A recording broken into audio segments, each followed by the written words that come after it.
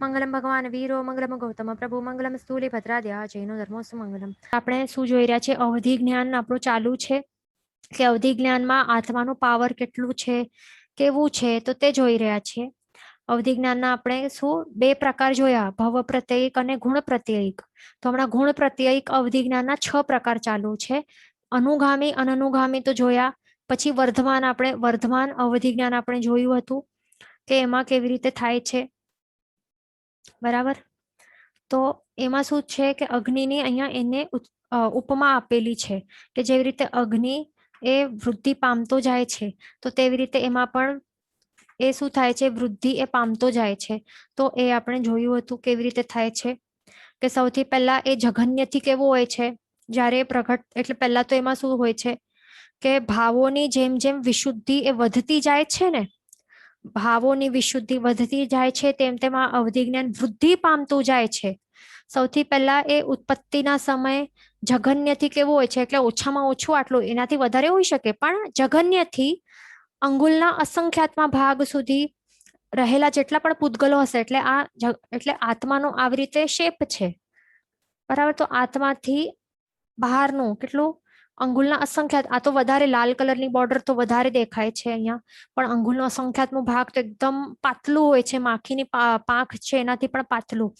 એટલા ભાગમાં રહેલા જે પણ પૂતગલ સ્કંધો હશે તો તે જાણી શકે છે, જોઈ શકે છે. વળી જેમ જેમ આગળ એના ભાવોની વિશુદ્ધિ વધતી જાય છે, વૃદ્ધિ પામે છે, તેવી રીતે પછી સંખ્યાતા યોજન સુધી જોઈ શકે, જાણી શકે. પછી એનાથી વધીને અસંખ્યતા યોજનો સુધી, એનાથી પણ વધીને પછી સંપૂર્ણ 14 રાજલોકમાં રહેલા જેટલા પણ પૂતગલ દ્રવ્યો હશે તે બધું જોઈ શકશે. એનાથી પણ જો હજી વધતા ગયા તો એ વધીને પછી અલોકમાં પણ રહેલા જે પણ કેટલા અસંખ્ય ખંડુક જેટલું ક્ષેત્ર સુધી ની મર્યાદા સુધી એ જોઈ શકે છે. એટલે આટલું વધી જાય છે. ભલે બહાર કઈ છે નહીં, બહાર શું છે, માત્ર આકાશ આસ્તિકાય છે, અને તે તો શું છે, અરૂપી દ્રવ્ય છે, તો એ તો ઓબ્વિયસલી એ દેખાશે નહીં, કારણ કે અવધિ જ્ઞાન એ માત્ર પૂતગલાસ્તિકાયનો વિષય છે ને, એ ધ્યાન રાખવાનું, બરાબર. પછી આ સ્ટેજ ઉપર જ્યારે આવ્યું, આટલું બધું દેખાય છે ને બહારનું પણ. હા, પહેલા તો એ પણ જોઈ લેવાનું કે જ્યારે એને સંપૂર્ણ 14 લોક જેટલા એરિયાનું દેખાય ને, તો ત્યારે એને કહેવાય લોકાવધિ જ્ઞાન. 14 લોકના જેટલું જ્યારે એને દેખાય આટલા ક્ષેત્ર પ્રમાણનું, ત્યારે કહેવાય લોકાવધિ જ્ઞાન. પછી એનાથી બહાર જ્યારે વધે, બહારનું પણ દેખાય ને અસંખ્ય ખંડુક જેટલું ક્ષેત્ર સુધી એ વધી જાય, તો ત્યારે એને પરમાવધિ જ્ઞાન કહેવાય છે. અને પછી પરમાવધિ જ્ઞાનમાં એને પછી કેટલું એ બધું દેખાવા લાગે, જે 8 પ્રકારની ગ્રાહ્ય વર્ગણાઓ પણ દેખાય. આ બધું જ આ વર્ગણાઓ, સૂક્ષ્મ વર્ગણાઓ દેખાવા લાગે. કાર્મણ વર્ગણા બધું દેખાવા લાગે. એટલું જ નહીં, એટલે આ 8 ગ્રાહ્ય વર્ગણા પ્લસ 8 અગ્રાહ્ય વર્ગણાના જે પૂતગલ સ્કંધો છે, એટલે એ પણ દેખાય. આટલું નહીં, પણ આ સ્કંધો પરમાણુઓથી બનેલા હોય ને, નાના નાના એક એક, તો એ છૂટા પરમાણુઓ પણ દેખાય, બરાબર. એટલે એ દ્રવ્ય ક્ષેત્ર કાલભાવથી બધું જ એનો રેન્જ વધી જાય છે, અવધિ વધી જાય છે. અને પછી એને શું કહેવાય છે? એને કહેવાય છે પરમાવધિ જ્ઞાન. અને જે વખતે એને કોઈ જીવને પરમાવધિ જ્ઞાન પ્રગટ થયું, એક વખતે આવી ગયું, તો સમજી લેવાનું કે હવે એ ક્યારે પણ પાછો જશે નહીં, ઓછું પણ નહીં થશે, નષ્ટ પણ નહીં થશે. પણ એ એક જ અંતર મુહૂર્ત માત્રમાં જ એ શું અપાવશે? આગળ એને એ જીવને કેવલ જ્ઞાન અપાવશે. એ ખાસ ધ્યાન રાખવાનું. નિશ્ચિતપણે એ કેવલ જ્ઞાન પ્રગટાવીને જ રહેશે, બરાબર. એ ધ્યાન રાખવાનું, એક જ અંતર મુહૂર્તમાં. એટલે એમ પણ કહી શકાય કે પરમાવધિ જ્ઞાન પ્રગટ થયું એટલે એનું સમય કેટલું રહેવાનું? માત્ર એક અંતર મુહૂર્ત. કારણ કે એક અંતર મુહૂર્તમાં જ પછી કેવલ જ્ઞાન આપી દેશે ને, એટલે માત્ર આટલા જ સમય સુધી પરમાવધિ જ્ઞાન રહેલું હોય છે એ જીવને, બરાબર. પછી આપણે આગળ શું જોયું? હિયમાન અવધિ જ્ઞાન. એમાં શું હોય છે કે ભાવો જે પહેલા શુભ ભાવો ભાવેલા હતા, તો તેના કારણે આત્મામાં અવધિ જ્ઞાન પ્રગટ થયું હતું, અને એને કંઈક અમુક યોજન સુધીનું એટલે અમુક અવધિનું એ દેખાવા લાગતું હતું, જણાતું હતું ને દેખાવતું હતું. પણ જ્યારે એ જીવના શુભ પરિણામો આત્માથી ચાલ્યા જાય, અથવા તો અશુભ પરિણામો જો વધતા જાય, તો ધીરે ધીરે ઓછું ઘટતું જાય છે. અવધિ જ્ઞાન ઘટીને આટલું ઓછું થઈ જાય છે. એ પણ દ્રવ્ય ક્ષેત્ર કાલ ભાવ બધાની અપેક્ષાએ ઘટતું જાય છે. ઘટી ઘટીને પછી થઈ શકે છે કે અંગુલના અસંખ્યાતમાં ભાગ સુધી એ ઘટી શકે છે. પછી થઈ શકે છે કે એ એટલું જ સ્થિર રહે. જો એના ભાવ જો સ્થિર થઈ જાય તો પછી થઈ શકે છે કે સ્થિર રહે, અથવા તો હજી ઘટતા ગયા ભાવ, અથવા તો શુભ પરિણામો ટોટલી ચાલ્યા જ ગયા તો પછી થઈ શકે છે કે ટોટલી અવધિ જ્ઞાન જ એ નષ્ટ થઈ ગયું પછી. એટલે એ શક્તિ પછી આવૃત થઈ ગયું. અવધિ જ્ઞાનાવર્ણ્ય કર્મોથી આખા પછી આવરણો આવી ગયા. બરાબર, એ આપણે જોયું હતું. પછી હવે આપણે પાંચમું છે પ્રતિપાતી અવધિ જ્ઞાન, તે જોઈએ. તો એમાં શું હોય છે કે એમાં શું હોય છે કે અવધિ જ્ઞાન જ્યારે પ્રગટ થાય તો એ કેટલું જઘન્યથી કેટલું અંગુલના અસંખ્યાતમાં ભાગથી કરીને ઉત્કૃષ્ટ સુધી કેટલું સંપૂર્ણ જે 14 રાજલોક છે તો ત્યાં સુધીમાં રહેલા જેટલા પણ રૂપી પૂતગલ દ્રવ્યો છે તો તે જોઈ શકે છે. બરાબર. અથવા તો એટલે જઘન્યથી તો આપણે જોયું કે કેટલું જોઈ શકે છે, અંગુલના અસંખ્યાતમાં ભાગ સુધીનું આટલું જોઈ શકે છે. અને ઉત્કૃષ્ટથી કેટલું જોઈ શકે છે, સંપૂર્ણ 14 રાજલોક એટલા એરિયામાં જેટલા પણ રૂપી પૂતગલ એટલે કે પૂતગલ દ્રવ્ય જેટલા પણ રહેલા હશે તે બધું જોઈ શકે છે. અને આટલું ઉત્કૃષ્ટથી અને જઘન્યથી તો જાણ્યું, પણ અથવા તો આટલું, અથવા તો સંખ્યાતા કે અસંખ્યાતા યોજના પણ એ જોઈ શકે છે. એટલે ડિપેન્ડ્સ. બરાબર. પણ એમાં શું હોય છે, હવે પ્રતિપાતી અવધિ જ્ઞાનમાં શું હોય છે કે એને અવધિ જ્ઞાન પ્રગટ થઈ ગયું, પણ જો એને કોઈ એક એવું નિમિત્ત મળે, જો કોઈ એને એક એવું નિમિત્ત મળે તો પછી તેનાથી અચાનક સંપૂર્ણપણે એ અવધિ જ્ઞાન ચાલ્યું જાય છે, નષ્ટ થઈ જાય છે. તો એને પ્રતિપાતી અવધિ જ્ઞાન કહેવાય છે. તો એ એક્ઝામ્પલ થી આપણે સમજીએ જેમ કે અહીંયા દીવો છે ને, તો આ દીવાનું શું થાય છે, અહીંયા શું થાય છે, અહીંયા જ્યોત દેખાય છે ને, દીવાની જ્યોત અહીંયા પ્રકાશમાન છે. તો દીવાની જ્યોત એ શું અવધિ જ્ઞાન રૂપી આ દીવડાની જ્યોત છે. તો આ જ્યોત જ્યારે પ્રગટી છે તો ત્યારે એના કારણે જે આ રૂમમાં રહેલા જે પણ રૂપી પદાર્થો હશે તો તે દેખાશે. પણ હવે કોઈક એવી નિમિત્ત કોઈક એને મળ્યું, એટલે જોરદાર હવા ફૂંકાઈ, જોરદાર હવા રૂપી કોઈક નિમિત્ત મળ્યો તો એના કારણે પછી અચાનક જ બુઝાઈ જશે ને, ઓન ધ સ્પોટ બુઝાઈ જશે. અને બુઝાઈ ગયો દીવો તો પછી શું થશે, અચાનક સંપૂર્ણ અંધકાર દેખાશે. આવું થઈ જશે ને, આખો black, pitch black, dark black થઈ જશે, અંધકાર આખો છવાઈ જશે. અને જે પણ દેખાતું હતું અચાનક જ બંધ થઈ ગયું. જેમ કે લાઈટ હોય, રાત્રિનો સમય હોય, લાઈટ ચાલુ હોય, કોઈક બટન બંધ કરી નાખે તો શું થાય, અચાનક આખો અંધારો થઈ જાય. તો તેવું આ પ્રતિપાતી અવધિ જ્ઞાન હોય છે, આના જેવું સેમ. એટલે કોઈક એવું નિમિત્ત મળે, બરાબર, તો એના કારણે પછી અચાનક જ આખો જેટલું પણ દેખાતું હતું ને તો એ અચાનક જ પછી દેખાવું બંધ થઈ જાય. એટલે અવધિ જ્ઞાન જ ચાલ્યો જાય, નષ્ટ થઈ જાય.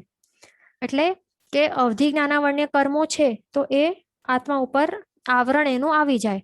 એમાં એક એક્ઝામ્પલ આવેલું હતું કે એક મુનિ ભગવંત, તેઓ કાજો કાઢતા હતા. બરાબર, શું કરતા હતા, કાજો કાઢતા હતા. એટલે એમાં કાજો કાઢવાની જે ક્રિયા છે એમાં શું કરે, જીવ રક્ષાના ઉત્તમ પરિણામો હોય ને, અને સંયમના જે પણ પરિણામો હતા, એમની જે આરાધના પણ ઉત્કૃષ્ટ હતી, તો તેના કારણે એમને અવધિ જ્ઞાનાવર્ણ્ય કર્મોનું ક્ષયક્ષમ કર્યું. અને અવધિ જ્ઞાનાવર્ણ્ય કર્મોના ક્ષયક્ષમના કારણે એમને આ શું અવધિ જ્ઞાન પ્રગટ થયું. અને પછી એમણે ત્યારે એનો ઉપયોગ કરીને શું જોયું કે સીધો ક્યાં એને ઉપયોગ લગાડ્યું, વૈમાનિક છે ને દેવલોક, દેવીમાન, ત્યાં ઇન્દ્ર મહારાજા શું કરી રહ્યા છે તો ત્યાં એમને ડાયરેક્ટ ત્યાં ઉપયોગ મૂક્યું. તો ત્યારે એમણે શું સીન જોયું, ઇન્સિડન્ટ શું આત્માએ જોયું, એમના આત્માએ, કે તે ઇન્દ્ર મહારાજ છે ને તે પોતે કોણ હોય છે, ઇન્દ્ર તો સ્વામી હોય છે ને, સૌથી ટોપમોસ્ટ પોસ્ટ ઉપર હોય છે, છતાં પણ તેમના જે ઇન્દ્રાણી હતા ને તો એમના પગે ત્યાં પડેલા હોય છે ત્યાં. તો આવું દૃશ્ય એમણે જોયું મુનિ ભગવંત, અને ત્યારે એમને હસી છૂટી ગઈ, તે હસી પડ્યા તેઓ. અને આ જ સમય શું થયું, જેમ જ તેઓ હસ્યા તે જ સમય એમને જે આ અવધિ જ્ઞાન પ્રગટ થયું હતું ને તે તરત જ ઓન ધ સ્પોટ, તે જ સમયમાં તે ચાલ્યું ગયું તરત જ. એટલે આખો એક નિમિત્ત મળ્યું અને આખો પછી શું થઈ ગયું, અંધકાર છવાઈ ગયો એટલે જે પણ દેખાવા લાગ્યું હતું એટલે ઉર્ધ્વલોકમાં આટલા યોજનો ઉપરનું એટલે ઇન્દ્ર મહારાજ શું કરી રહ્યા છે ત્યાં સુધી એ જોઈ શકતા હતા, પણ એ ઓન ધ સ્પોટ એ અવધિ જ્ઞાન એ નાશ થઈ ગયો એટલે અવધિ જ્ઞાનાવરણ્ય કર્મો આવૃત થઈ ગયા. વિચારો, એવું હોય છે આ પ્રતિપાતી અવધિ જ્ઞાન. બરાબર. પછી એટલે મેન શું છે એનું મિનિંગ કે આવે અને પછી એ નષ્ટ પણ થઈ શકે છે, ચાલ્યો પણ જઈ શકે છે, એ ધ્યાન રાખવાનું. અહીંયા ક્વેશ્ચન છે કે એટલે કેવલ જ્ઞાનની પહેલા પરમાવધિ જ્ઞાન બધા જ કેવલી ભગવાનને થાય? ના, એવું જરૂરી નથી કે પરમાવધિ જ્ઞાન થશે પછી જ કેવલ જ્ઞાન પ્રગટ થવું, એવું રૂલ નથી. બરાબર. કેવલ જ્ઞાન એમને એમ જ પ્રગટ થઈ શકે છે. કોઈકને માત્ર મતિ જ્ઞાન, શ્રુત જ્ઞાન પોતાના ક્ષોપશમના અનુરૂપે જેટલું પણ પ્રગટ થયેલું હોય એટલું હોય. બરાબર, આટલું જ હોય. પણ એવા કોઈક ભાવો એ કરે, ક્ષપક શ્રેણી માંડે અને પછી એવા ગુણસ્થાનક ઉપર ચડે તો પછી કેવલ જ્ઞાન તેમાં પ્રગટ થઈ શકે છે. એટલે અવધિ જ્ઞાનની જરૂર નથી વચમાં. બરાબર, કે પરમાવધિ જ્ઞાન મેળવવું એવું કઈ રૂલ નથી. એમનો એમ જ કેવલ જ્ઞાન પ્રગટ થઈ શકે છે, ખાલી મતિ જ્ઞાન અને શ્રુત જ્ઞાન હોય તો. બસ એટલું જ છે. એમાં રૂલ માત્ર એટલો નિયમ છે કે મતિ અજ્ઞાન અને શ્રુત અજ્ઞાન નહીં હોવું જોઈએ, બસ એ રૂલ છે. બરાબર, એટલે સમ્યક દર્શનની હાજરી હોવી જોઈએ, એ બસ એક નિયમ છે, એ ધ્યાન રાખવાનું. બરાબર. એટલે કોઈકને પરમાવધિ જ્ઞાન હોય તો એમને તો અવશ્ય કેવલ જ્ઞાન થઈ શકે, પણ પરમાવધિ જ્ઞાન એ કમ્પલસરી નથી કેવલ જ્ઞાન માટે, એ ધ્યાન રાખવાનું. તો હવે આપણે છઠ્ઠા તરફ આગળ વધશું, અપ્રતિપાતી અવધિ જ્ઞાન તરફ. છઠ્ઠો અપ્રતિપાતીમાં શું છે હવે કે આ અવધિ જ્ઞાનનું પ્રકાર કેવું છે કે એક વખતે ઉત્પન્ન થઈ જાય ને તો ક્યારે પણ એ નાશ નહીં પામે, ક્યારે પણ નાશ નહીં પામે. તો એને અપ્રતિપાતી અવધિ જ્ઞાન કહેવાય છે. એટલે ઓપોઝિટ થયું ને પ્રતિપાતીનું. એટલે પ્રતિપાતી કેવું હતું, આવીને પછી ચાલ્યો પણ જઈ શકે છે, પણ અપ્રતિપાતી એક વખત આવ્યા બાદ એ નાશ નહીં થઈ શકે. બરાબર, નહીં ચાલ્યો જાય. એટલે અવધિ જ્ઞાનાવરણ્ય કર્મ એનો ઉપર આવરણ કરી નહીં શકે આત્મા ઉપર, સિમ્પલ વર્ડ્સમાં. અને એમાં કેવું હોય છે કે સંપૂર્ણ 14 લોક છે તો એમાં રહેલા જેટલા પૂતગલો હોય છે તો તેને જોઈ શકાય છે. અને તે વધીને કેવું એનું જે રેન્જ છે, અવધિ છે, એટલે દ્રવ્ય ક્ષેત્ર કાલ ભાવના અપેક્ષાએ શું થાય છે કે એ વધી શકે છે અને વધીને પણ કેટલું બહાર રહેલું છે, અલોક છે. તો અલોકમાં પણ એને દેખાય. અને એ પણ શું કહેવાય છે, અહીંયા નિયમ શું છે કે માત્ર આજે અહીંયા તો સંપૂર્ણ 14 લોક સુધી એને હવે દેખાવા લાગે છે. બરાબર, આ જીવને. પછી એને એનાથી પણ જો વધી જાય અવધિ જ્ઞાન અને માત્ર વધીને અલોકમાં રહેલા માત્ર એક બે આકાશ પ્રદેશ છે ને બહાર, કેટલા માત્ર એક કે બે આકાશ પ્રદેશો પણ દેખાય ને અને જાણી શકે ને, તો આટલા ક્ષેત્ર સુધીનું અવધિ જ્ઞાન આવ્યા પછી એ બિલકુલ ક્યારે પણ ચાલ્યું ન જાય અને વિનાશ પણ બિલકુલ નહીં પામે, ઘટી પણ નહીં શકે, એવું છે અહીંયા રૂલ, એ ધ્યાન રાખવાનું. બરાબર. પણ તે પરમાવધિ જ્ઞાન સુધી એ આગળ વૃદ્ધિ પામે છે. એટલે પાછો પછી એ જ્ઞાન આટલું પ્રગટ થઈ જાય છે ને આ માત્રામાં, તો પછી ત્યાં સ્થિર રહે છે અથવા તો પછી આગળ શું થાય છે, સ્થિર નથી રહેતું, વૃદ્ધિ પામે છે. વિનાશ નથી પામતો, ઘટતું પણ નથી, પણ શું થાય છે એ વૃદ્ધિ પામે છે. અને ક્યાં સુધી જાય છે વૃદ્ધિ પામીને? પરમાવધિ જ્ઞાનના લેવલ સુધી એ પહોંચાડે છે જીવને અને પછી તે સ્થિર રહે છે ત્યાં. અને પછી એક વખત રૂલ શું છે કે પરમાવધિ જ્ઞાન જો જીવને પ્રગટ થયું તો પછી શું થાય છે કે હવે માત્ર એક જે સમયથી પરમાવધિ જ્ઞાન પ્રગટ થયું તો એ સમયથી કેટલું ગણવાનું? માત્ર એક અંતર મુહૂર્ત ગણવાનું. અને એટલા કાળમાં અવશ્ય જીવને કેવલ જ્ઞાન તે અપાવે જ છે, જીવને નિયમા. તો એવું હોય છે આ પરમાવધિ જ્ઞાન, એ ધ્યાન રાખવાનું. બરાબર.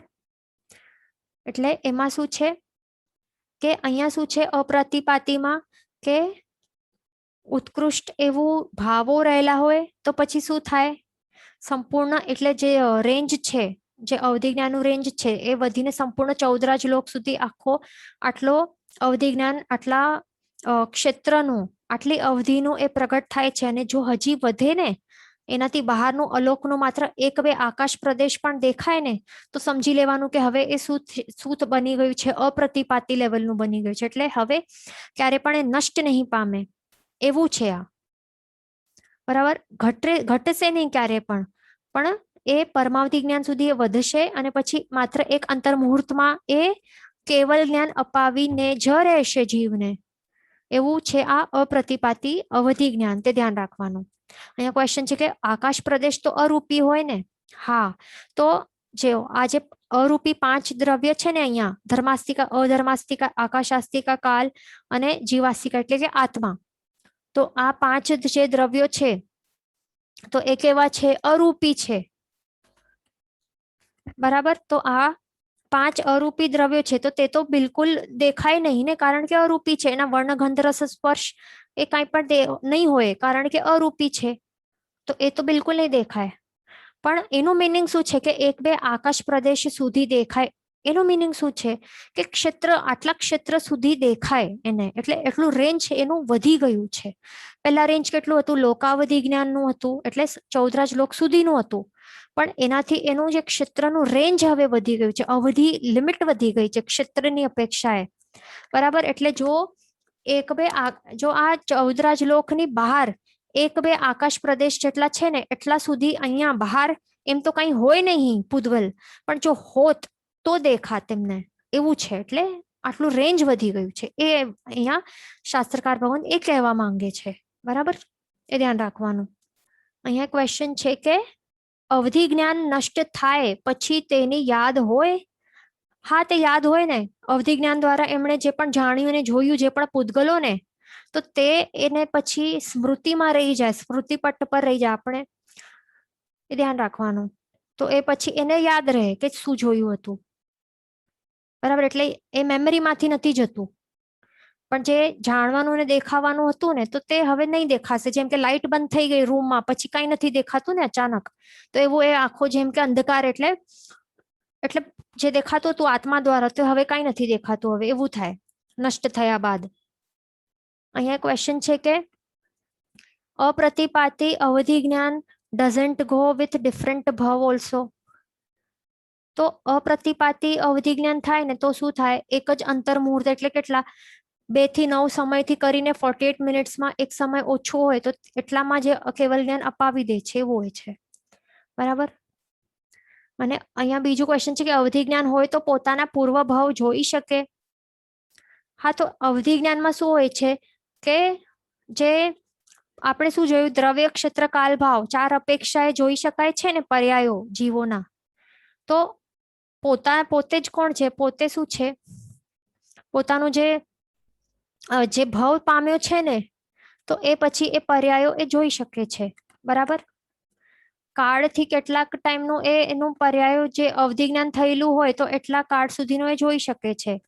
બરાબર, પછી અહીંયા ક્વેશ્ચન છે કે અપ્રતિપાતી એન્ડ પરમાવધિ જ્ઞાન ઇઝ સેમ ઓનલી ના? ધેન તો સેમ નહીં થયું ને. એમાં શું છે? પરમાવધિ જ્ઞાન એટલે શું છે કે કેટલા ક્ષેત્ર સુધી અને કેટલા દ્રવ્ય, ક્ષેત્ર, કાલભાવ સુધીની મર્યાદાનું દેખાય છે અને પછી કેવલ જ્ઞાન અપાવે છે તે છે પરમાવધિ જ્ઞાન. પણ અપ્રતિપાતી કેવું છે કે એક વખત આવી જાય તો પછી જાય નહીં, ક્યારે પણ નષ્ટ નહીં થાય, એવું છે. બરાબર, અને અપ્રતિપાતી તો આપણે એમાં પણ જોયું ને કે જે 3જા નંબરનું જોયું ને, વર્ધમાન અવધિ જ્ઞાન. તો વર્ધમાન અવધિ જ્ઞાન પણ વધીને પરમાવધિ જ્ઞાનના રૂપમાં એ આખો, એટલે એની જે અવધિ છે એટલી મોટી વધારે થઈ શકે છે ને. એટલે વર્ધમાન અવધિ જ્ઞાનથી પણ આપણને પરમાવધિ જ્ઞાન પ્રાપ્ત થઈ શકે છે અને અપ્રતિપાતી અવધિ જ્ઞાનથી પણ પરમાવધિ જ્ઞાન એ પ્રાપ્ત કરાવે છે આગળ ચાલીને. એ ધ્યાન રાખવાનું. બરાબર, એટલે અલગ અલગ દૃષ્ટિ અહીંયા અલગ અલગ પ્રકારો બતાડ્યા છે એમ અવધિ જ્ઞાનના. એ છે માત્ર, બસ એ સમજવાનું છે. બરાબર, તો આપણે 6 જોયા. હા, અહીંયા એક ક્વેશ્ચન છે, સારું ક્વેશ્ચન છે કે જાતિ સ્મરણ જ્ઞાન અને અવધિ જ્ઞાન સેમ છે કે નહીં? હા, તો એ સારું ક્વેશ્ચન છે, આપણે એ સમજી લઈએ પહેલા. જો હવે અવધિ જ્ઞાન અને જાતિ સ્મરણ જ્ઞાનમાં શું ડિફરન્સ છે તો એ બધાને નોટ ડાઉન કરી લેવાનું. દેખ, જો પહેલા તો જાતિ સ્મરણ જ્ઞાન આપણું તો પહેલા થઈ ગયું હતું ને ક્લાસમાં, મતિ જ્ઞાનનું ભેદ છે. તો હવે આપણે આ એક્ઝામ્પલ સમજીએ, સોરી ડિફરન્સ શું છે અવધિ જ્ઞાન અને મતિ જ્ઞાનમાં, સોરી જાતિ સ્મરણ જ્ઞાનમાં. તો અવધિ જ્ઞાન તો પહેલા ડાયરેક્ટ આત્માથી ડાયરેક્ટલી થનારું જ્ઞાન છે, બરાબર. અવધિ જ્ઞાન શું છે, ડાયરેક્ટ આત્માથી થાય છે. પણ જાતિ સ્મરણ જ્ઞાન શું છે, એ શ્રુત નિશ્રિત મતિ જ્ઞાનનું ભેદ છે.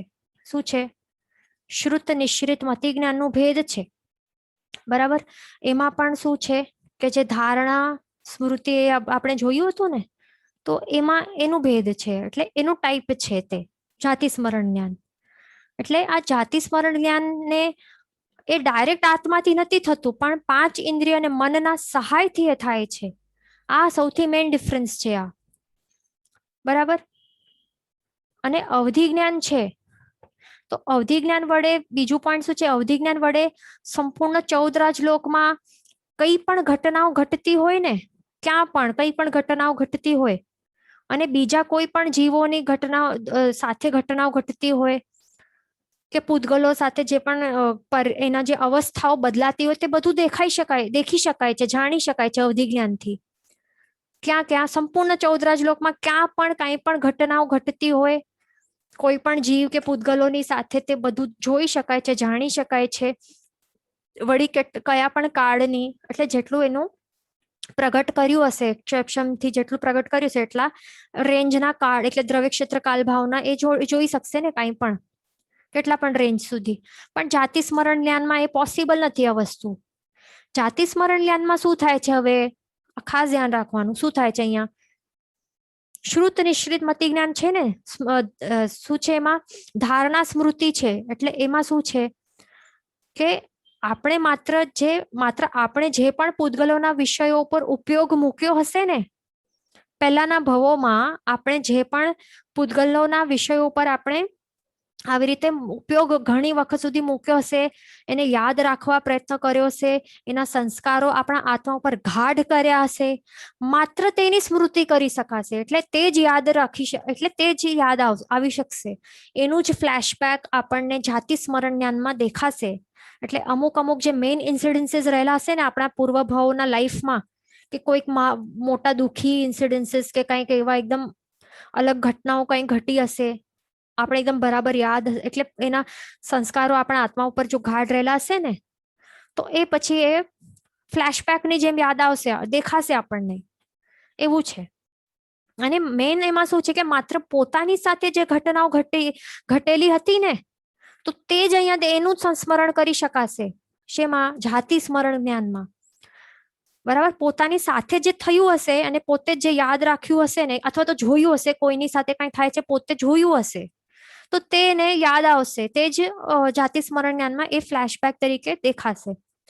માત્ર પોતાના ભવો અને તે સીનમાં જે પણ આગળના ભવોમાં જે પણ ઇન્સિડન્સીસ, જેના એટલે ત્યાં જે વ્યક્તિઓ હશે ને, પાત્રો જે પણ હશે, કેરેક્ટર્સ, તો તે દેખાશે બસ, પણ પોતાના ભવનો દેખાશે, બરાબર. પણ બીજા કોઈના જીવોના ભવો નહીં દેખાશે, કે જેમ કે કોઈક અનનોન વ્યક્તિ ક્યાંક ત્યાં મહાવિદ્ય ક્ષેત્રમાં રહેલું કોઈક અનનોન વ્યક્તિ છે XYZ, હવે એનું જોવાનું છે, તો એ તો નહીં જોઈ શકાશે જાતિ સ્મરણ જ્ઞાનમાં, એ ધ્યાન રાખવાનું, બરાબર. અને બીજા કોઈ પૂતગલોની અવસ્થાઓ પણ અહીંયા જણાશે નહીં, એ પણ ધ્યાન રાખવાનું.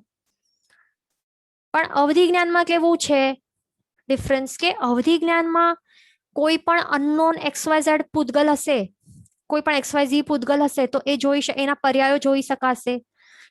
એ પણ ક્યાં, સમજો કે આપણે અહીંયા તીર્છાલોકમાં છે, અને સમજો કે અહીંયા દેવલોક છે, તો દેવલોકનું જે વિમાન, સમજો કે સૂર્યદેવનું જે વિમાન છે, એ જે સૂર્યકાંત મણીથી બનેલું છે, એનું પર્યાય શું હતું પહેલા, પછી હવે શું બનશે આગળ, શું, એ બધા એના અનનોન એવા પૂતગલો જોઈ શકાશે, એના પર્યાયો. કે XYZ કોઈ પણ અનનોન જીવના પણ ભવો જાણી શકાશે અવધિ જ્ઞાન દ્વારા, એવું છે. વિચારો એટલે કેટલું ડિફરન્સ છે એમાં. તો આપણે આ ડિફરન્સ જોઈ લીધું, બરાબર. બીજું ક્વેશ્ચન છે કે અવધિ જ્ઞાન આત્માના વિકાસ માટે કેવી રીતે ઉપયોગી બને. તો અવધિ જ્ઞાન તે આત્મા માટે ઉપયોગી બની શકે એવું તો નથી હોતું, પણ માત્ર એમ સમજી શકાય કે આત્મામાં જો સમ્યક દર્શન નામનું ગુણ પ્રગટ્યું હોય ને, સમ્યક દર્શન એ મેન છે. જો એ પ્રગટેલું હોય ને તો જ એનું અવધિ જ્ઞાનનો સદુપયોગ કરી શકાશે. એટલે તો જ જીવ એનો સદુપયોગ કરશે ને, અને પછી તેના આત્માનું કલ્યાણ થઈ શકશે. જેમ કે ઇન્દ્ર મહારાજ કરે ને, અવધિ જ્ઞાનનો સદુપયોગ કરે છે. પ્રભુના જે કલ્યાણકો એ જાણે છે અવધિ જ્ઞાન દ્વારા, અને પછી ભક્તિ કરવા જાય છે. પણ બીજા જેનામાં સમ્યક દર્શન ગુણ પ્રગટ્યો ના હોય તો તે અવધિ જ્ઞાનનું મિસયુઝ કરે. જેમ કે વ્યંતરો હોય કોઈક એવા દુષ્ટ વ્યંતરો, કોઈક હોય એવા મિથ્યાત્વી, તો એ પૂર્વ ભાવના વેર ઝેરને કાઢવા, બીજાને પરેશાન કરવા ભાગે, તો એવું બધું પણ કરતા હોય. એટલે અવધિ જ્ઞાનમાં એમાં ખાસ રોલ નથી આત્માના હિત માટે, પણ મેન સમ્યક દર્શનનો રોલ છે. એ હોય તો એનો સદુપયોગ કરી શકાશે, એ ધ્યાન રાખવાનું. પછી અહીંયા ક્વેશ્ચન છે કે જાતિ સ્મરણમાં કોઈ એકનો મૂવ છે, અવધિ જ્ઞાનમાં અનેકને નહીં. અહીંયા ક્વેશ્ચન છે કે જાતિ સ્મરણમાં કોઈ એકનું જોયે છે, અવધિ જ્ઞાનમાં અનેકને જોશે. હા, એટલે જાતિ સ્મરણમાં પોતાનું અથવા તો જે પહેલા પોતાની સાથે ઘટેલા ઇન્સિડન્સીસ હોય ને પોતાની સમક્ષ, કારણ કે આ પાંચ ઇન્દ્રિયને મનની સહાયથી થનારું જ્ઞાન છે ને, એટલે જે પોતાના પાંચ ઇન્દ્રિયો કે મન ને જે ડાયરેક્ટ એણે જ આ પાંચ ઇન્દ્રિય ને મનને જે ડાયરેક્ટ અનુભવ કર્યું હશે, આંખોએ જે જોયું હશે, કાનોએ જે સાંભળ્યું હશે, મને જે વિચાર્યું હશે, બસ તેટલું જ એને ફ્લેશબેક આવી શકશે, એ યાદ આવશે જાતિ સ્મરણના રૂપમાં, જ્ઞાનના રૂપમાં. એ જ છે. પણ અવધિ જ્ઞાનમાં તો લિમિટ નથી, કાંઈ પણ દેખાય, કોઈનું પણ કાંઈ પણ ભવો પણ કોઈના પણ દેખાઈ શકે છે, એ ધ્યાન રાખવાનું. બીજાને વાતો પણ સાંભળી શકાય છે, બીજાના કર્મ, આત્મા ઉપર કર્મ કેટલા છે પણ જોઈ શકાય છે, જો આટલા લેવલમાં પ્રગટ્યું હોય તો. અહીંયા ક્વેશ્ચન છે કે એટલે અવધિ જ્ઞાન આવ્યા પછી નાશ થઈ શકે છે. હા, તો આપણે જોયું ને, નાશ થઈ શકે છે ને. પ્રતિપાતી અવધિ જ્ઞાન નાશ થાય છે, હિયમાન અવધિ જ્ઞાન નાશ થાય છે, એટલે નાશ થઈ શકે છે.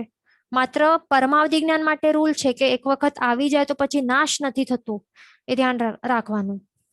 પછી અહીંયા ક્વેશ્ચન છે કે જે જ્યોતિષો વેપાર કરે તે પણ હિયમાન અવધિ જ્ઞાન કહેવાય.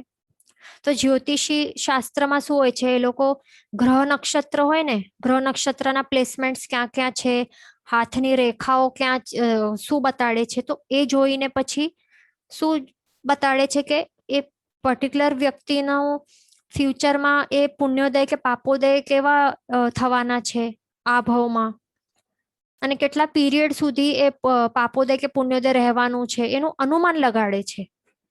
પણ નિષ્ણાંત હોય ને, જો જ્યોતિષ શાસ્ત્રના કોઈ નિષ્ણાંત હોય ને, તો એક્યુરેટલી બતાડી શકે છે, એવું હોય છે. અને આયુષ્ય કર્મનું પણ કેટલું છે આપણું, એનું કાર્ડ પણ એક્યુરેટલી બતાડી શકાય છે જ્યોતિષી જે હોય છે ને તે, એ શાસ્ત્ર દ્વારા. બરાબર. પણ આ શું છે, જ્યોતિષી શાસ્ત્ર એ શું છે, એ તો શ્રુત જ્ઞાન છે ને. શ્રુત જ્ઞાન અથવા તો શ્રુત અજ્ઞાન હોઈ શકે છે ને જ્યોતિષી શાસ્ત્ર. પણ આ હિયમાન અવધિ જ્ઞાન નથી ને, એ તો એકદમ અલગ વસ્તુ છે ને. અવધિ જ્ઞાન વડે તો તે આ જે જ્યોતિષી છે તો તે અવધિ જ્ઞાન વડે થોડી સાચે કાંઈ જોઈ લે છે અને બતાડે છે. અવધિ જ્ઞાનમાં તો એકચ્યુઅલ સીન્સ દેખાઈ આવે છે ને. હવે સમજો કે હા, અહીંયા એક આપણે ફોટો જોઈએ, હા અહીંયા જો ફોટો, તો એમાં શું હોય છે કે ટીવીના દૃશ્યો આપણને જે મન થાય, આપણે ચેનલ્સ ચેન્જ કરીએ તો ટીવીના દૃશ્યો કેવી રીતે અલગ અલગ દેખાય છે. આ ચેનલ કરી તો આવું અહીંયા કંઈક પેસિફિક ઓશનનું એક સીન દેખાય છે. એટલે ઘરે બેઠા બેઠા શું થાય છે, લંડન જોઈ શકાય, પેરિસ જોઈએ તો પેરિસ જોઈ શકાય, ઇન્ડિયામાં બેસીને કંઈ પણ જોઈ શકાય છે ને. તો અવધિ જ્ઞાનમાં એવું હોય છે કે અહીંયા બેસીને શું, આંખના ઉપયોગ વગર જ, એટલે ઇન્દ્રિયો, પાંચ ઇન્દ્રિયો કે મનના ઉપયોગ વગર આત્મા વડે ડાયરેક્ટ દેખાય છે. એટલે જ્યાંના દૃશ્યો આપણને જોવાના છે, એવી રીતે ચેનલ ચેન્જ કરીએ તો તેવી રીતે, બસ એવી જ રીતે, આવી રીતે જ્યાં ઉપયોગ મૂકે, એટલે આ ચૌદરાજ લોકમાં જ્યાં ઉપયોગ મૂકે કે અહીંયાનું એને જોવાનું છે, તો એનું સીન કે ઇન્સિડન્ટ તરત એની સમક્ષ એને દેખાય છે. એવું હોય છે ટીવીની જેમ. વળી કોઈના પણ કોન્વર્ઝેશન સાંભળવા હોય તો એ પણ સાંભળી શકાય છે, જો એ લેવલમાં પ્રગટ કરેલું હોય તો, એ ધ્યાન રાખવાનું. વળી આ અવધિ જ્ઞાન છે તો એમાં બીજું શું હોય છે કે સમજો કે આ સર્વાર્થ સિદ્ધ દેવ વિમાનના કોઈક દેવ છે, અરે પાંચ અનુત્તર છે ને, તો એમાં કોઈક દેવ વિમાન વાળા કોઈ દેવ હોય, તો એમના પાસે તો અવધિ જ્ઞાન હોય ને, બધા દેવતાઓ પાસે અવધિ જ્ઞાન હોય, અને આ 5 અનુત્તર વાળા દેવો હોય એમના પાસે પણ અવધિ જ્ઞાન છે. બરાબર. તો તેઓ શું કરતા હોય છે? તેઓ આ અવધિ જ્ઞાનનો ઉપયોગ દ્વારા શું કરે છે? પહેલા તો એ કઈ ક્વેશ્ચન હોય, સંશયો હોય, શ્રુત જ્ઞાન વિશે કઈક સંશયો હોય તો તે મનમાં એવી રીતે પૂછે છે. પછી એ પણ કોને પૂછે? મોસ્ટલી સિમંદર સ્વામી ભગવાનને આવી રીતે પૂછે છે, જે મહાવિદ્ય ક્ષેત્રમાં છે. તો હવે સિમંદર સ્વામીને જે ક્વેશ્ચન્સ પૂછે છે તો ભગવાન શું કરે છે? તો એ કેવલ જ્ઞાન દ્વારા જાણી લે છે. તો આપણે જોઈએ કે કયા કયા જ્ઞાનોનો ઉપયોગ થાય છે અહીંયા, એ બધું આપણે જોઈએ એક એક કરીને. તો પ્રભુ શું કરે છે? કેવલ જ્ઞાનનો ઉપયોગ દ્વારા એ જાણી જાય છે કે આ અનુત્તર દેવ છે, અનુત્તર વિમાન વાસી જે દેવ છે એમણે આ પર્ટિક્યુલર સંશય પૂછ્યું છે મને. તો પછી પ્રભુ પછી શું કરે છે? આન્સર કેવી રીતે આપે છે? પ્રભુ મનોવર્ગણાનું ઉપયોગ કરે છે. એટલે પોતાની જે પોતે શું કરે છે? પ્રભુ મનોવર્ગણાનો ઉપયોગ કરીને જવાબ આપે છે. એ કેવી રીતે? કે પ્રભુ મનોવર્ગણા છે ને, એટલે જે આસપાસ જે વાતાવરણમાં રહેલા જે મનોવર્ગણા છે તો એમને ગ્રહણ કરે છે, અને પછી જે આન્સર છે ને, જે આપવાનું છે ને સંશયનું જે આન્સર છે, તો એ આન્સર છે એના આકાર રૂપે પરિણમે છે. એટલે મનોવર્ગણાના પૂતગલ સ્કંધોને ગ્રહણ કરીને એક આકાર બનાવે છે. સમજો કે આન્સર છે, સમજો કે ક્વેશ્ચન એવું છે કે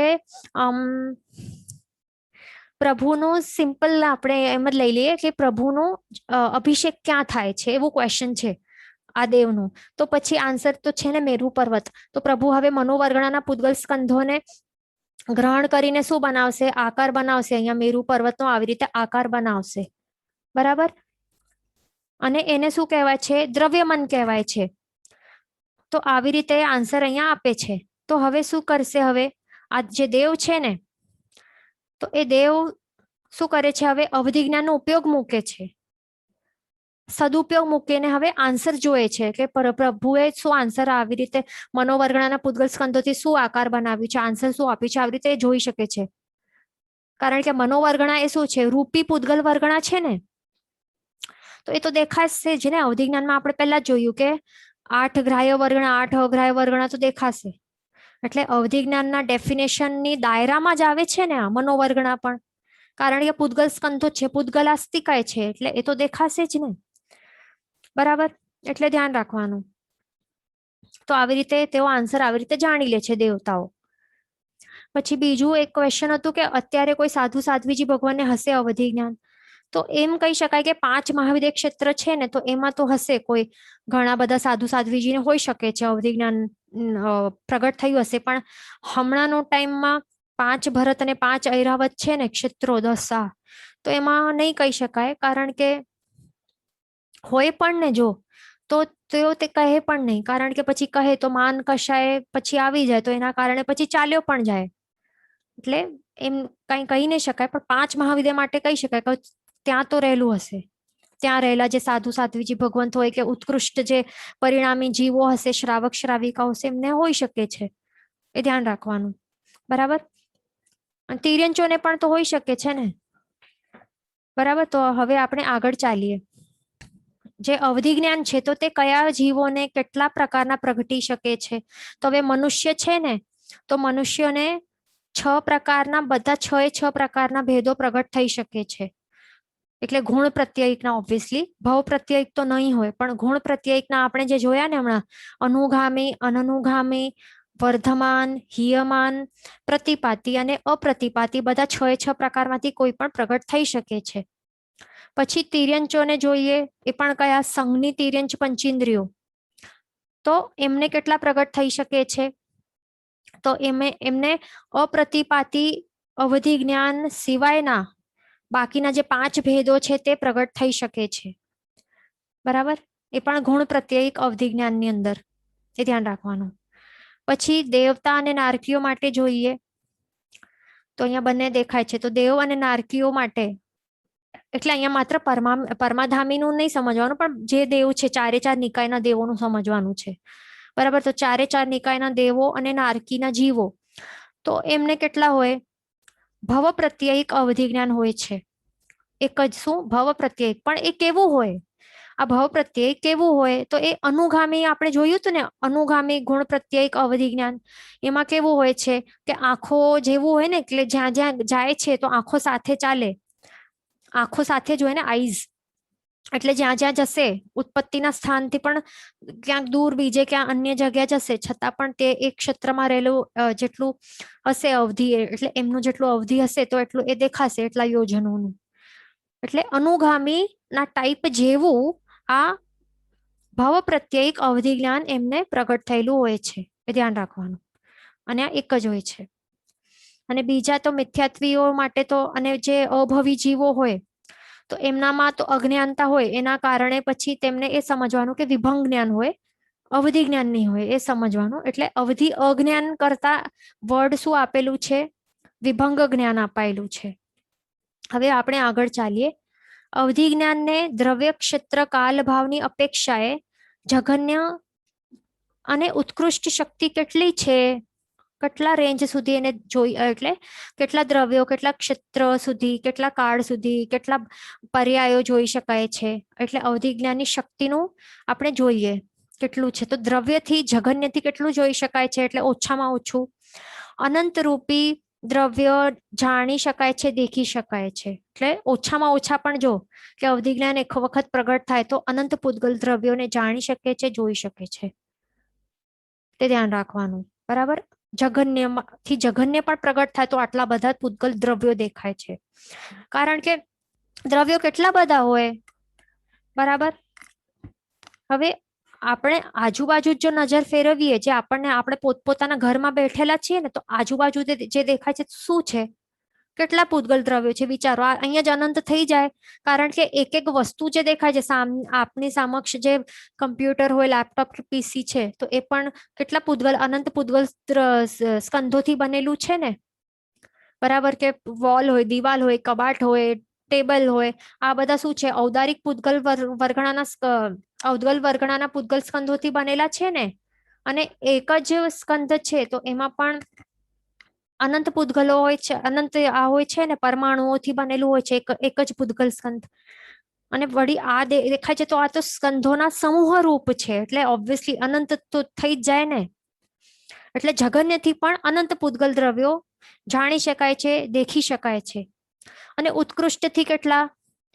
સંપૂર્ણ 14 રાજલોકમાં રહેલા બધા જ જેટલા પણ અનંત દ્રવ્યો હશે, જેટલા પણ હશે, તે સર્વ અનંતા પૂતગલ દ્રવ્યો જાણી શકાય છે, જોઈ શકાય છે. ઉત્કૃષ્ટથી, તે ધ્યાન રાખવાનું. ભલે પછી તે નાનામાં નાનો છુટ્ટો એવો પરમાણુ પણ હશે, એ પણ દેખાશે, એ ધ્યાન રાખવાનું. પછી ક્ષેત્રથી કેટલું છે?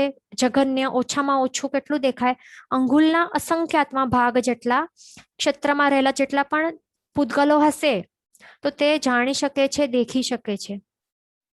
પછી ઉત્કૃષ્ટથી કેટલું? વધારેમાં વધારે સંપૂર્ણ 14 રાજલોક પ્લસ એની બહાર પણ અલોકમાં જો 14 રાજલોક જેવા જ અસંખ્ય એવા ખંડુકો રહેલા હોય. ખંડુકો એટલે શું? ટુકડા, યુનિટ્સ. એટલે કે 14 રાજલોક જેટલા અલગ અલગ અલગ અસંખ્ય એવા ખંડો રહેલા હોય, ખંડુક એને કહેવાય. તો તેટલા જો હોય તો એ કેટલા ક્ષેત્રને કવર કરે, કેટલા એરિયાને કવર કરે? તો એટલા એરિયાને, એટલા એરિયા સુધી અવધિ માં રહેલા જે પૂતગલ દ્રવ્યો જો હોય તો એને જાણી શકે છે અને જોઈ શકે છે. તે અલગ વાત છે કે ત્યાં કઈ છે નહીં, પણ જો હોય તો જોઈ શકે છે, એ ધ્યાન રાખવાનું. પછી કાળથી કેટલું છે? જઘન્યથી ઓછામાં ઓછું જે આવલિકા છે, આવલિકા ના અસંખ્યાતમાં ભાગમાં રહેલા જેટલા પણ આવલિકા એટલે કેટલી હોય? અસંખ્ય સમય. પહેલા તો સમય સૌથી નાનામાં નાનું સૂક્ષ્મ અવિભાજ્ય અંશ હોય. કાળનો નાનામાં નાનું સૂક્ષ્મ અવિભાજ્ય અંશને એક સમય કહેવાય છે. તો આવા અસંખ્ય સમયો ભેગા થઈને એક આવલિકા બને છે, એ યાદ રાખવાનું. તો હવે આવલિકાના પણ અસંખ્યાતમાં ભાગ જેટલા કાળમાં જેટલા પણ પૂતગલ જે દ્રવ્યો હશે, તો એમના જેટલા પણ પર્યાયો હશે તો તે બધા જાણી શકાય છે અને જોઈ શકાય છે જઘન્યથી. બરાબર. ધ્યાન રાખવાનું. પછી ઉત્કૃષ્ટથી કેટલા કાળ સુધીનું જાણી જોઈ શકાય છે? તો અતીત એટલે કે પાસ્ટનો અને અનાગત એટલે કે ફ્યુચરમાં કેટલી અસંખ્ય કાળચક્રો સુધી, અસંખ્ય એમ પણ કહી શકાય કે અસંખ્ય ઉત્સર્પિણી અને અવસર્પિણી અથવા તો અસંખ્ય કાળચક્રો સુધી જેટલા પણ થઈ ગયા હશે અને થશે આગળ એટલા પૂતગલોના જે અલગ અલગ અલગ અલગ અવસ્થાઓ એટલે કે પર્યાયો ને જાણી શકે છે અને જોઈ શકે છે. એ ધ્યાન રાખવાનું ઉત્કૃષ્ટથી. પછી ભાવથી કેટલું છે? ભાવથી જગન્યથી કેટલું છે? અનંતા પર્યાયો ને જાણી શકે છે ને જોઈ શકે છે. અનંત પર્યાયો શેના? પૂતગલોના છે ઓબ્વિયસલી, કારણ કે અવધિ જ્ઞાન એ માત્ર પૂતગલનું વિષય છે. 5 જે અરૂપી દ્રવ્યો છે એનો વિષય તો છે નહીં, એટલે માત્ર પૂતગલોના અનંતા બદલાતા અવસ્થાઓ એટલે કે પર્યાયોને જાણી શકે છે, દેખી શકે છે. પણ એ હવે અહીંયા ધ્યાન રાખવાનું કે એક દ્રવ્યમાં જગન્યથી માત્ર 4 પર્યાયો જોઈ શકે છે. બરાબર, કોઈ પણ એક પૂતગલ દ્રવ્યના 4 પર્યાયો એટલે 4 અલગ અલગ બદલાતી અવસ્થાઓ એ જોઈ શકે છે. ફોર એક્ઝામ્પલ, સુવર્ણની વીંટી છે, એના પૂતગલો પછી છે એ એમના પર્યાય બદલાઈ.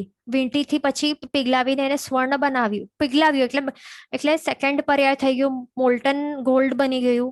બરાબર, મેલ્ટ થયેલું ગોલ્ડ બની ગયું, એ બીજો પર્યાય. હવે મેલ્ટ થઈને પછી ચેન બનાવે છે એટલે ત્રીજો પર્યાય. પછી ચેન ને પછી પાછો પીગલાવ્યું, કંઈક બીજું કંઈક બનાવો એટલે ચોથો પર્યાય. એટલે આવી રીતે 4 અવસ્થાઓ કોઈ પણ એક દ્રવ્યની જોઈ શકે છે જગન્યથી, ઓછામાં ઓછી.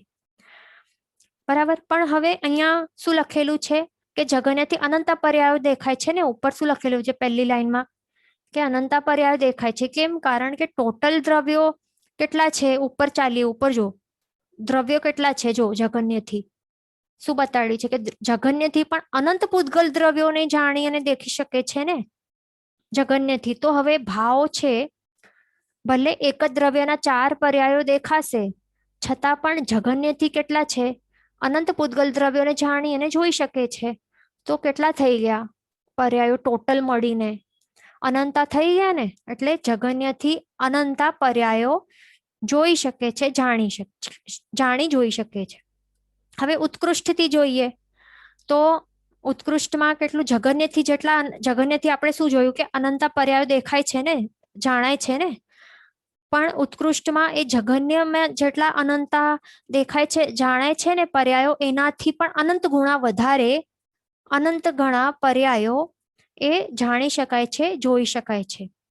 પણ અહીંયા એ ધ્યાન રાખવાનું કે સર્વ નહીં લખેલું છે, અહીંયા સર્વ નથી. એટલે બધા જ ટોટલી બધા જ પર્યાયો જાણી જોઈ શકાય એવું નથી બનતું અહીંયા. કેમ? કારણ કે આપણે શું જોયું? જો ઉપર જ જો કાળચક્રનું કાલથી શું જોયું આપણે? ઉત્કૃષ્ટથી કેટલું દેખાય છે? અહીંયા જો કાળથી ઉત્કૃષ્ટમાં માત્ર અસંખ્ય કાળચક્રો સુધી જ દેખાય છે ને. હવે માત્ર અસંખ્ય થોડી કાળચક્રો છે, કેટલા અનાદિકાળથી કાળચક્રો ચાલતા આવ્યા છે ને ફ્યુચરમાં પણ અનંત કાળચક્રો થવાના છે ને. અનએન્ડિંગ પ્રોસેસ છે. અહીંયા અસંખ્ય કાળચક્રો છે, અનંત કાળચક્રો નથી લખેલું ને. એટલે અહીંયા લિમિટ આવી જાય છે ને. હવે અવધિજ્ઞાની પણ આ લિમિટ બતાડે છે. એટલા જ માટે ભાવથી પણ આપણે શું જોયું કે ઉત્કૃષ્ટથી પણ સર્વ નથી, અનંત પર્યાયો છે પણ બધા સર્વ એ નથી જણાતા, એ ધ્યાન રાખવાનું. પછી આગળ શું છે કે એક દ્રવ્યના અસંખ્ય પર્યાયો હોય છે. એટલે આપણે શું જોયું? ભાવથી જગન્યથી એક દ્રવ્યના માત્ર 4 પર્યાયો દેખાય છે ને. પણ અહીંયા ઉત્કૃષ્ટથી માત્ર એક દ્રવ્યના કેટલા અસંખ્ય પર્યાયો જોઈ શકાય છે. બરાબર, પણ ઉત્કૃષ્ટથી પૂતગલ દ્રવ્યો કેટલા હોય? અનંત હોય છે ને. એ જાણી અને જોઈ શકે છે. ઉપર આપણે જોઈએ ફરીથી દ્રવ્યથી કેટલા જોઈ શકે છે આપણે જોયું. દ્રવ્યથી જો ઉત્કૃષ્ટ 14 રાજલોકના સર્વ અનંત પૂતગલ દ્રવ્યોને એ જોઈ શકે છે ને, અનંતા. બરાબર, એટલા માટે શું છે અહીંયા જો ઉત્કૃષ્ટથી અનંત પૂતગલ દ્રવ્યોને જાણી જોઈ શકે છે ને. એટલે ભલે એક દ્રવ્યના ભલે અસંખ્ય જ પર્યાયો જોઈ શકે, છતાં પણ ટોટલ પૂતગલોના ક્વોન્ટિટી કેટલી? અનંત પૂતગલોને જોઈ શકે છે. એટલા માટે ટોટલ શું બતાડે છે કે તેનાથી અનંતા પર્યાયો એ ઉત્કૃષ્ટપણે જાણી શકે છે, જોઈ શકે છે, તે ધ્યાન રાખવાનું. બરાબર. તો આવી રીતે હોય છે દ્રવ્ય ક્ષેત્ર કાલભાવની અપેક્ષાએ આ અવધિ જ્ઞાનની કેટલી શક્તિ છે. તો આપણે જોઈ લીધું કે હજી કેવલ જ્ઞાન જેટલું એ શક્તિ નથી, હજી એમાં લિમિટેડ જ છે ને. અહીંયા પણ આપણે જોયું કે ઉત્કૃષ્ટથી પણ સર્વ નથી જોઈ શકાતો, કાળથી પણ અનંત કાળચક્રો બધા જ નથી જોઈ શકાતા. અહીંયા પણ કેટલું લિમિટેશન્સ છે. બરાબર. અહીંયા દ્રવ્યથી ભલે અહીંયા અનંતા છે, છતાં પણ દ્રવ્ય પણ કેટલા પૂતગલ જ એક જ ષડ દ્રવ્યો છે ને ટોટલ. તો છ દ્રવ્ય થોડી, 6 દ્રવ્યમાંથી એક જ દ્રવ્ય દેખાય છે, 5 દ્રવ્યો તો દેખાતા નથી જે અરૂપી છે ને. ધર્માસ્તિકાય, અધર્માસ્તિકાય, આકાશાસ્તિકાય, કાળ અને આત્મા એટલે કે જીવાસ્તિકા, આટલું તો જોઈ નથી શકતો. એટલે અહીંયા ઘણી બધી લિમિટેશન્સ છે. તો એ આપણે જાણ્યું. અહીંયા ક્વેશ્ચન છે કે they can see what they focus upon, right. હા, એટલે જેના ઉપર ઉપયોગ મૂકે તો એ જાણી શકે છે. એટલે જેમ કે દેવતાઓ હોય, તો જો કોઈક એમનું નામ સ્મરણ કરતું હોય તો એ જો ઉપયોગ મૂકે તો એ જાણી શકે કે હા કોઈક એનું નામ સ્મરણ કરે છે, પછી દેવતા હાજર થઈ શકે એવું હોય છે. એટલે ઉપયોગ મૂકવો પડે. પણ ઉપયોગ જ નહીં મૂકે ને જો દેવતાઓ, તો પછી એમને ખ્યાલ જ નહીં આવે એવું હોય છે. એટલે આ દેવનું તો માત્ર એક્ઝામ્પલ છે. આપણો જો મનુષ્ય હોય કે તિર્યંચ હોય, તો તેઓ પણ જો ઉપયોગ મૂકે તો જે જાણી શકે છે. નારકી હોય, કોઈ પણ હોય, ઉપયોગ મૂકશે તો જ એને જોઈ શકશે, જાણી શકશે. ઓટોમેટિકલી નથી થતું અહીંયા, એ ધ્યાન રાખવાનું.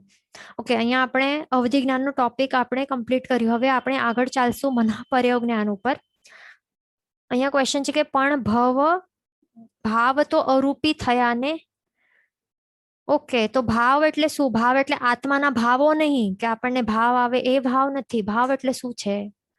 આપણે પહેલા શું કહ્યું? ભાવ એટલે ભૂતગલોના પર્યાયો, એને ભાવ. અહીંયા ભાવનો મીનિંગ શું લેવાયું છે? અહીંયા પર્યાયો, જે પૂતગલના બદલાતા અવસ્થાઓ છે, પર્યાયો છે, એને ભાવ અહીંયા કહેવાય છે.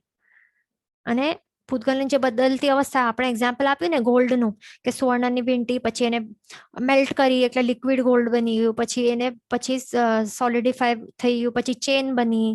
તો એ અલગ અલગ અવસ્થાઓ છે પૂતગલોની. જેમ કે ટ્રીનું બાર્ક છે, એને પછી પ્રોસેસિંગ કરીને કંઈક પેપર બનાવ્યું, પેપરનું રિસાયકલિંગ કરીને પછી કંઈક પેપર બેગ બનાવી, કંઈક બનાવ્યું. તો એ અલગ અલગ પૂતગલોની અવસ્થાઓ છે અલગ અલગ. તો એને પર્યાયો કહેવાય અથવા તો ભાવ કહેવાય.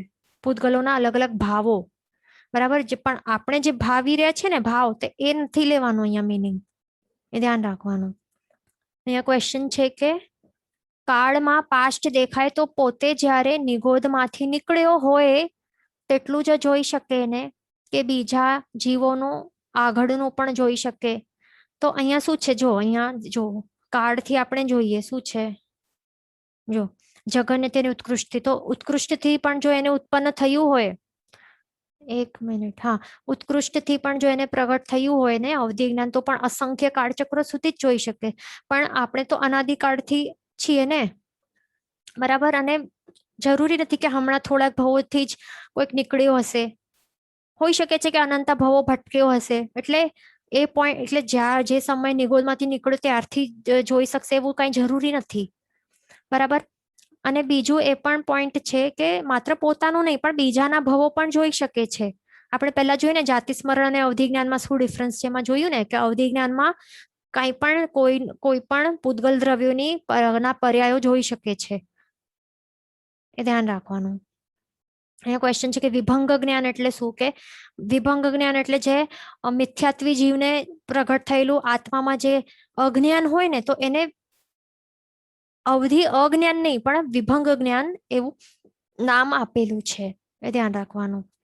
અહીંયા ક્વેશ્ચન છે કે 5th આરામાં હોય અવધિ જ્ઞાન, તો અવધિ તો હમણાં 5th આરામાં હમણાં એટલે એકદમ હમણાંના ટાઈમમાં જો કહીએ ને આ ડેટ ઉપર, તો જે અપ્રતિપાતી છે ને, તો એ તો છે જ નહીં. હમણાં અપ્રતિપાતી નથી, વર્ધમાન પણ એ લેવલ સુધી નથી કે અપાવી શકશે પરમાવધિ જ્ઞાન, એટલે એ લેવલનું બિલકુલ નથી.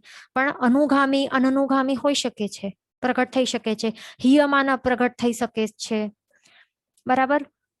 અને એ પણ એ ધ્યાન રાખવાનું કે અવધિ બહુ વધારે નહીં સમજવી, પણ ઓછી અવધિ વાળું જોઈ શકાશે, કારણ કે હમણાંના ભાવો ટકતા નથી અને એટલું પણ ઉત્કૃષ્ટ આરાધના સાધના પણ કોઈ કરતો નથી.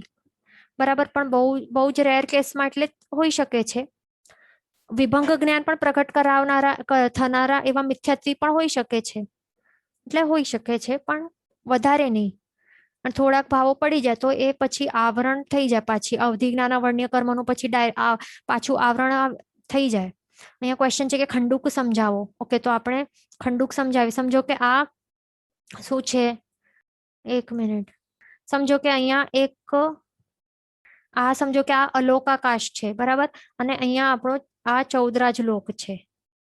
તો હવે કોઈક જીવને આખો સંપૂર્ણ ચૌદરાજ લોકમાં જેટલું ક્ષેત્રમાં રહેલું જેટલા પણ પૂતગલ દ્રવ્યો છે એ જોઈ શકે છે, પણ હજી વધીને એને બહારનું પણ જો દેખાય છે એટલે અલોકમાં, તો એ કેટલું જોઈ શકે છે ઉત્કૃષ્ટથી. જો પરમાવધિ જ્ઞાન પ્રગટ થાય તો આ સેમ ચૌદરાજ લોકનું જેટલું છે ને, કેટલી સાઈઝ છે, 14 રાજની હાઈટ છે, અને ડાયમીટર કેટલું છે, વધારે 7 રાજ છે ને, નીચેથી 7 રાજની અહીંયા એનું ડાયમીટર છે, પહોળાઈ છે.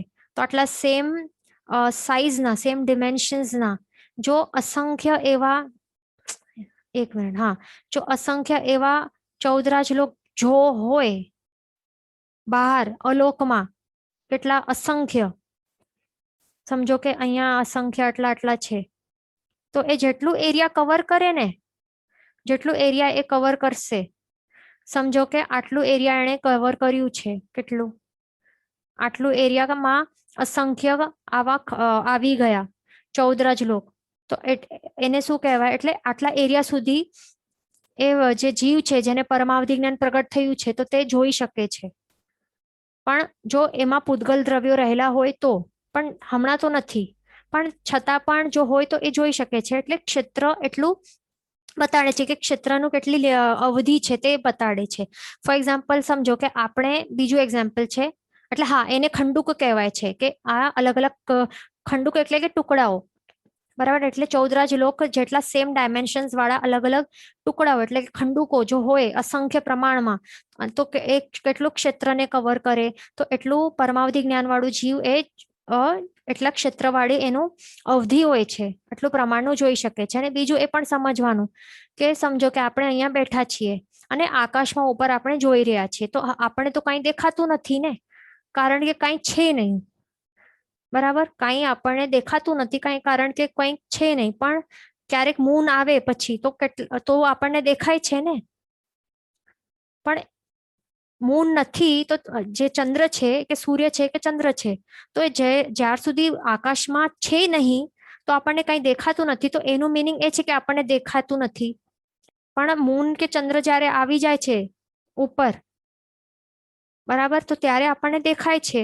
એટલે એ શું બતાડે છે કે એ રેન્જ સુધી આપણે જોઈ શકીએ છીએ ને, આપણી જોવાની શક્તિ કેટલી છે, તો એ જ બતાડે છે કે જો આ 14 રાજલોકની બહાર આટલા પ્રમાણમાં જો રહેલું હોય ને કંઈ દ્રવ્ય, પૂતગલ દ્રવ્ય, તો જોઈ શકશે.